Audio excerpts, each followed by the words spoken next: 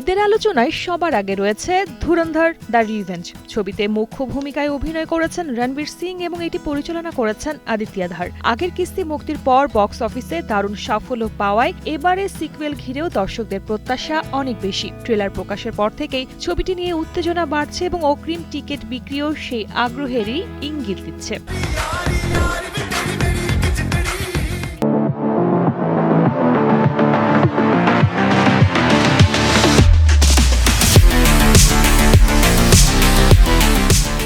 এদিকে দর্শকদের অপেক্ষায় রয়েছে দক্ষিণী সুপারস্টার ইয়াশ অভিনীত গ্যাংস্টার ঘরানার ছবি Toxic a fairy tale for grown ups. ছবিটি পরিচালনা করেছেন গীতু মোহন দাস। অপরাধ, মাদক চক্র ও ক্ষমতার দাপটে গড়ে ওঠা এক অন্ধকার জগতের গল্প নিয়ে তৈরি এই সিনেমায় যশের সঙ্গে দেখা যাবে কিয়ারা আদভানি, হুমা কুরেশি, তারা সুতারিয়া, নয়নতারা এবং রুক্মিণী বাসানকে। একাধিক ভাষায় মুক্তি পাওয়ায় ছবিটি ঘিরে আগ্রহ অনেক বেড়েছে।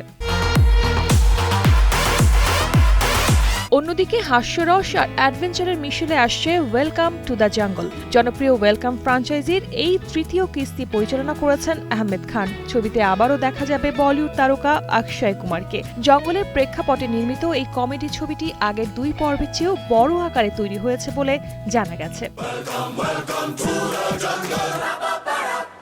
সব মিলিয়ে ঈদকে সামনে রেখে বড় পর্দায় জমতে যাচ্ছে বৈচিত্র্যময় সিনেমার আসর। ভিন্ন ঘরানার এই ছবিগুলো দর্শকদের জন্য নিয়ে আসছে নতুন গল্প, চমক এবং ভিন্ন স্বাদের বিনোদন। এখন দেখার অপেক্ষা ঈদের উৎসবে কোন সিনেমাটি দর্শকদের মন জয় করে সবচেয়ে বেশি আলোচনায় আসে। শার্লিন সুমি, কালের কণ্ঠ।